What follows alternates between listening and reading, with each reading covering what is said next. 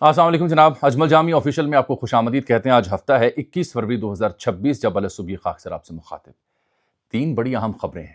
ایک، آئینہ وزیر معصوم سی بچی وزیرستان کی بہت شاندار بالنگ کر رہی ہے، بیٹنگ کر رہی ہے، ویڈیو اس کی وائرل ہوئی، لیکن وہ ویڈیو بنانے والا جو لڑکا ہے، صحافی ہے، اس کو غائب کر دیا گیا، اغوا کر لیا گیا۔ اب وہ کہاں ہے، واپسی اس کی کیسے ممکن ہوئی؟ بڑی افسوسناک کہانی ہے اس سے جڑی، جو آج بیان کریں گے۔ نمبر 2، ڈونلڈ ٹرمپ ایک بار پھر ایران پر حملہ کرنے کی پلاننگ کر رہے ہیں اور کہہ رہے ہیں کہ میں اسے کنسیڈر کر رہا ہوں۔ جرمنی نے اپنے شہریوں کو ایران سے نکلنے کا حکم دے دیا ہے، اور جو امریکہ کا سب سے بڑا، بلکہ پوری دنیا کا سب سے بڑا جو بحری بیڑا ہے، جس میں کئی ایک جنگی جہاز ہوتے ہیں، وہ پہنچ چکا ہے مشرق وسطیٰ کے بالکل قریب۔ ٹرمپ محدود پیمانے پر کیا کارروائی کرنے کا ارادہ رکھتے ہیں اور ایران نے کیا جواب دیا، یہ دوسرا موضوع ہے۔ تیسرا موضوع بھی ٹرمپ سے جڑا ہوا ہے اور وہ بڑا دلچسپ ہے۔ ایک کھلونے بیچنے والی چھوٹی سی کمپنی امریکہ کی، اس کمپنی کا لا سوٹ جو ہے وہ ٹرمپ کو لے ڈوبا ٹیرف والے معاملے میں، جو سپریم کورٹ نے، امریکہ کے سپریم کورٹ نے بڑا تاریخی فیصلہ دیا۔ ٹرمپ نے جو پوری دنیا کے اوپر، ممالک کے اوپر ٹیرف عائد کیے ہوئے تھے، اڑا کے رکھ دیا سپریم کورٹ نے۔ ٹرمپ اسے اب شرمناک قرار دے رہا، اس کا متبادل کیا اس نے ایجاد کیا، یہ بھی ایک بڑی اہم کہانی ہے۔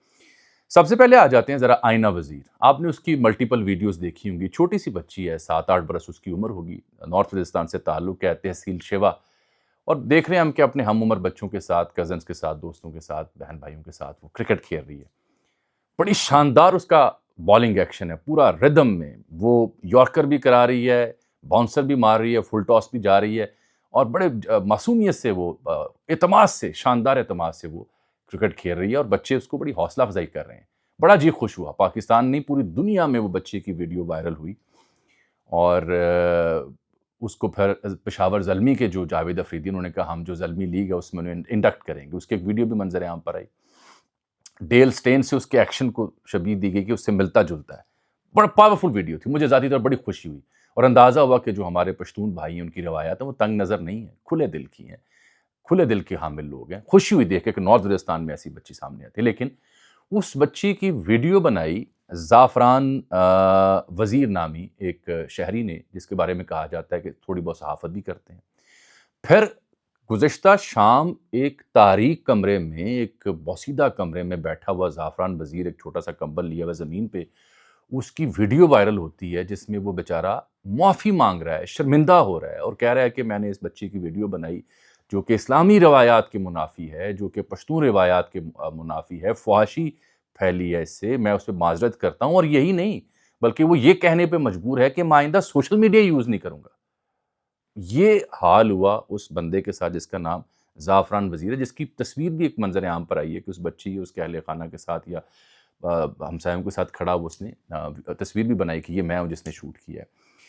یہ تحصیل شیوا جو ہے نارتھ وزیرستان کی، اس کا علاقہ ہے بازار، عالم خیل بازار، وہاں سے اسے گزشتہ شام کے وقت یا عصر کے بعد اس بندے کو اغوا کر لیا جاتا ہے، بدبختوں کی جانب سے، دہشت گردوں کی جانب سے، طالبان کی جانب سے، جن کے حمایتی بھی اس معاشرے میں بیٹھے ہوئے ہیں، کہ اس نے فحاشی پھیلائی ہے، ویڈیو کیوں بنائی ہے اس نے، پشتون روایات کی، اسلامی روایات کی دھجیاں اس نے بکھیر دی ہیں، اور پھر اس بچے نے معذرت کی، ویڈیو بنائی، اور بہت ہی شرمندگی کا اظہار کر رہا ہے۔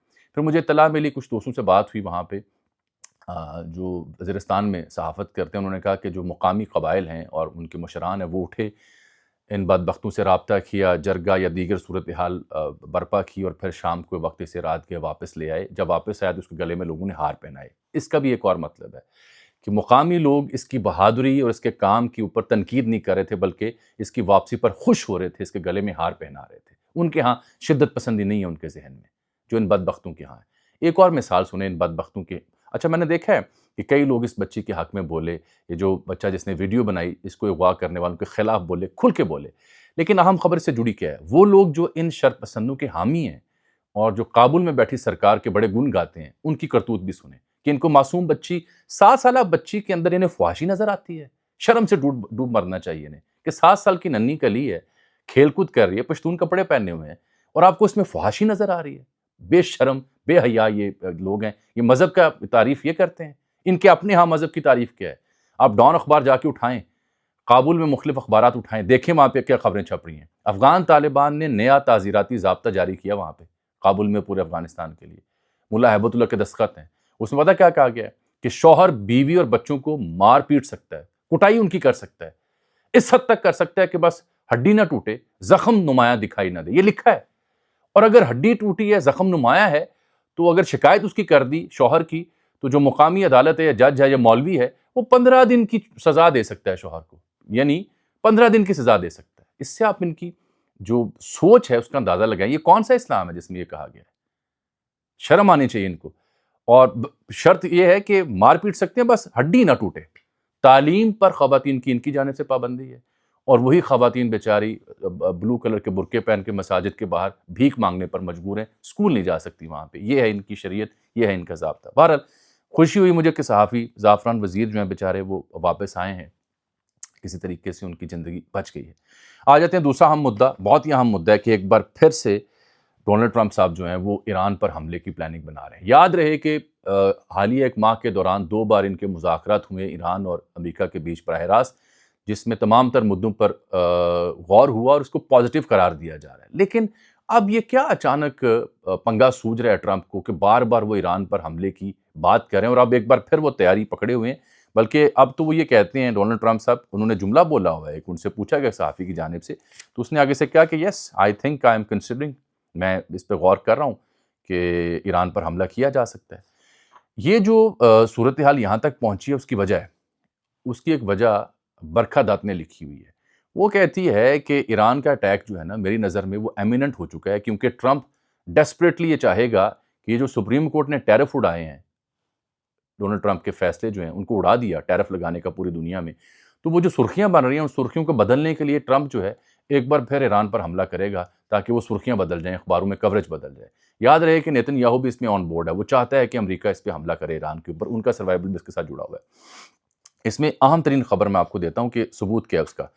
جو امریکی محکمہ دفاع ہے اس نے کل پرسوں دوپہر کے وقت ایک ویڈیو جاری کی، تصویریں جاری کی، جس میں جو ان کا سب سے بڑا بحری بیڑا ہے، سب سے بڑا پوری دنیا کا، اس کا نام ہے U S Gerald R Ford.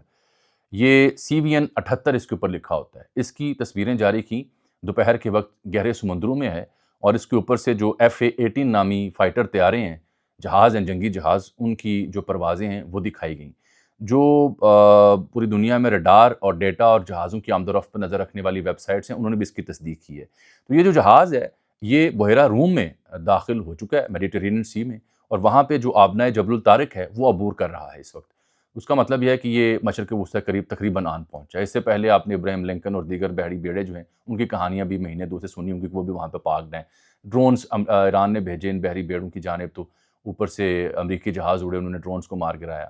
تو یہ کشیدگی وہاں پہ بدستور تھی، لیکن اب یہ دنیا کا سب سے بڑا جو جنگی بحری بیڑا ہے وہ ایران کی جانب آ رہا ہے، جس سے یہ مراد لی جا رہی ہے کہ ایک بار پھر اس خطے میں جنگ کے بادل اور جنگ کے خوف جو ہے وہ منڈلا رہا ہے۔ یہی وجہ ہے کہ جرمنی جو کہ چاہتا تھا اور ایران کا بڑا مخالف ہے اور امریکہ کا اتحادی اس سلسلے میں، جرمنی نے اپنے تمام تر شہریوں کو ہدایت کی ہے کہ وہ انخلا کر دیں، ایران کو وہ چھوڑ دیں۔ جب اس سے پوچھا گیا تھا ڈونلڈ ٹرمپ سے، تو اس نے کہا میرے خیال میں اس پہ غور کر رہا ہوں۔ یہی وجہ ہے کہ ایران نے UN کے چیف کو خط لکھا ہے اور کہا ہے کہ جارحیت کا خطرہ ہے۔ یہ باقاعدہ ایران نے خود لکھ کے بتایا ہے۔ عباس عراقچی جو ہیں ان کے وزیر خارجہ، انہوں نے امریکی ٹی وی ہے MS ناؤ، اس کو انٹرویو دیا۔ انہوں نے کہا ایران کا جو پروگرام ہے، نیوکلیائی جو پروگرام ہے، it has no military solution. اگر آپ کو لگتا ہے کہ یہ ملٹری جنگ سے یا کسی فوجی کارروائی سے اس کا سولوشن نکل سکتا ہے تو آپ غلط ہیں۔ ہم سفارتی حل کے لیے تیار ہیں، ہم سفارتی حل چاہتے ہیں۔ لیکن ٹرمپ نے جو جملے انگریزی میں کہا، اس نے کہا I guess I can and I am considering that, کہ میں حملے کے اوپر غور کر رہا ہوں کہ حملہ کیا جا سکتا ہے۔ اب حملہ ہے کیا؟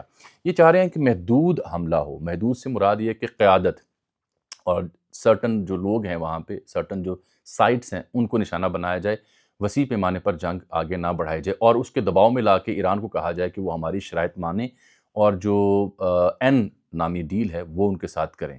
ایران اس پہ ویلنگ نہیں ہے۔ امریکہ آگے سے دوسری دھمکی یہ دے رہا ہے کہ اگر آپ نے ہماری محدود جنگ کے بعد بھی ہماری شرائط نہ مانی تو پھر ہم اسے وسیع پیمانے پر لے جائیں گے، پھر ہم اس میں تختہ بھی الٹ سکتے ہیں ایرانی قیادت کا۔ یہ وجہ ہے کہ ٹاپ ایرانی قیادت جو ہے وہ حالیہ دنوں میں اہم جو مذہبی ایونٹس آتے ہیں اس میں اس طرح سے نظر بھی نہیں آ رہی. لیکن ایران نے وارن کیا ہے اپنے خط میں بھی اور اپنے انٹرویو میں بھی کہ اگر پھر جنگ ہوئی تو خطے میں جتنے بھی امریکی مفادات ہیں، العدید ایئر بیس ہے، 18-19 اور ایئر بیسز ہیں مشرق وسطیٰ میں، مسلم ممالک میں بھی، ان کے اوپر ہم حملہ کریں گے اور آبنۂ ہرمز کو چوک بھی کر سکتے ہیں جہاں سے تیل بردار جہاز گزرتے ہیں. تو ایران بھی ولنگ بیٹھا ہوا ہے کہ اگر یہ پنگا کرتے ہیں تو بھرپور جواب دیا جائے گا. ایران جس طرح سے ڈٹا کھڑا ہے، جس طرح سے تن تنہا امریکہ کو ڈیل کر رہا ہے، دس از سمپلی انکریڈیبل. جو دھمکیاں اسے سننے کو مل رہی ہیں اس کے باوجود ڈٹ کے کھڑے ہیں. مظاہرین بھی وہاں پہ نکلے، لیکن ابھی تک ایران کی گورنمنٹ، ایران کے لوگ اپنے ملک اور اپنے کاز کے ساتھ کھڑے ہوئے ہیں، جو کہ ڈیفینیٹلی انکریڈیبل ہے. میں دو باتیں اور آپ سے عرض کر دوں اس سلسلے میں. یہ جو سپریم کورٹ ہے اس کا امریکہ کا، اس نے بڑا تاریخی کام کیا ہے. سپریم کورٹ نے وہ جو ٹیرف لگائے ہیں ڈونلڈ ٹرمپ نے پوری دنیا کے اوپر، کبھی کسی کے اوپر 40%، 50% تک لگا دیا، پاکستان کے اوپر بھی 19% لگا ہوا ہے. تو وہ ٹیرف سپریم کورٹ نے اڑا دیے ہیں. ان کی جو امریکی سپریم کورٹ ہے وہ تگڑی ہے. اس سے آپ اندازہ لگائیں کہ اہمیت کیا ہوتی ہے اداروں کی. امریکہ میں صدر ٹرمپ ہے، ریپبلکنز کی حکومت ہے، سب سے طاقتور شخص ہے پوری دنیا میں، لیکن ادارے کسی ملک کے تگڑے ہوں تو یہ حال ہوتا ہے. اس کا ایک اور ثبوت آپ کو دیتا ہوں آپ کی معلومات کے لیے. ایپسٹین فائلز میں جو گل کھلے ہیں سب اشرافیہ کے، اس کے اوپر میں ویلاگز کر چکا ہوں، وہ آپ نے دیکھے ہوں گے. وہ بھی کانگریس کی لیجسلیشن تھی جس نے پابند کیا تھا امریکی محکمہ انصاف کو، جسٹس ڈپارٹمنٹ کو، کہ وہ ایپسٹین فائلز کو ویب سائٹ پہ شائع کرے. یہی وجہ ہے کہ جب وہ شائع کرتے ہیں تو وہ ویب سائٹ کریش کر دیتی ہے، لوگ پھر وہاں سے ڈیٹا لیتے ہیں. تو ادارے کسی نہ کسی طرح سے اپنی جگہ کھڑے ہیں، اس کے باوجود کہ ایک طاقتور شخص وہاں پہ صدر ہے اور وہ اس فیصلے کو نہیں مان رہا فی الحال، لیکن اس کی مجبوری ہے کہ اس فیصلے پر عمل درآمد کرے گا. اس کا متبادل وہ البتہ کچھ سوچا. لیکن اس میں جو کہانی سنانے والی ہے آپ کو وہ بڑی دلچسپ ہے. ایک چھوٹی سی کھلونے بیچنے والی ایک کمپنی ہے جو ٹرمپ کو لے ڈوبی ہے ٹیرف کے معاملات کے اوپر.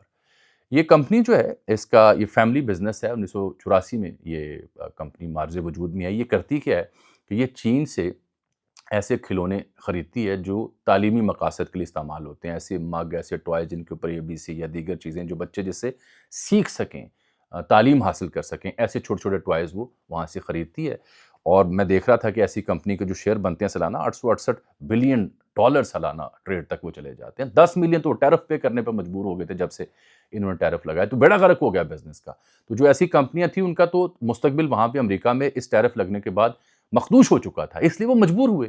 یہ جو کمپنی ہے یہ ہینڈ ٹو مائنڈ اس کا نام ہے، hand to mind plus learning resources, یہ دو کمپنیاں. رک وولڈن برگ نامی یہ شخص ہے جو کہ پچھلے سال اپریل میں گیا پھر سپریم کورٹ میں لا سوٹ اس نے فائل کیا کہ جناب علی میں نہ زیادتی ہو گئی، چین سے میں کھلونے منگواتا تھا، اتنے ٹیرف لگ گئے ہیں تو میں کیا کروں گا، بیڑا غرق ہو گیا.